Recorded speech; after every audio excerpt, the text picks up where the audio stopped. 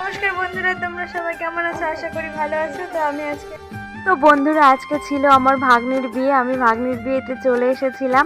তো দেখো, আমি গেট দিয়ে প্যান্ডেলের ভিতরে ঢুকছিলাম।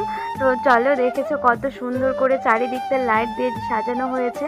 আমি ভাগ্নির কাছে চলে এসেছিলাম। এখানে এসে দেখছি জাইবু ভাগ্নি এখানে বসেছিল সাই মণ্ডপে। এখানে অধিবাস ছোঁয়ানো হচ্ছিল।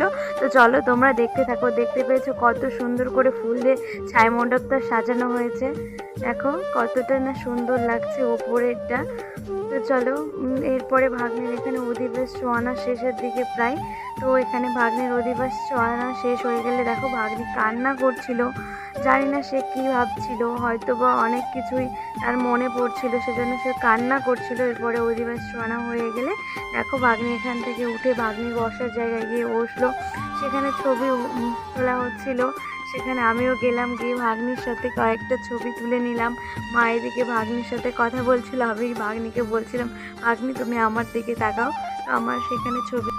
তো বন্ধুরা, আমি ভাগ্নির সাথে কয়েকটা ফটো কয়েকটা ভিডিও তুলে নিলাম, ভিডিও কয়েকটা করলাম। তারপরে আমি ভাগ্নির সাথে কিছু কথা বললাম, কথা বলে সেখান থেকে আমি ভাগ্নির কাছ থেকে বাইরের দিকে চলে এলাম। তো দেখেছো বন্ধুরা, বাইরেটা কতটা সুন্দর করে ডেকোরেশন করে সাজানো হয়েছে। তো এখানে ছিল বরযাত্রী বসানোর জায়গা এবং বসানোর জায়গা দুটোই এখানে করা হয়েছিল। এরপরে আমি সেখান থেকে চলে গেলাম খাবারের প্যান্ডেলে। প্রথমে আমি পেয়ে গিয়েছিলাম থাল, তারপরে চলে এলো লেবু, স্যালাড, বেগুনি। তো তারপরে চলে এলো ফ্রাইড রাইস। বেগুনিটা খেলাম, বেশ ভালো লেগেছিল।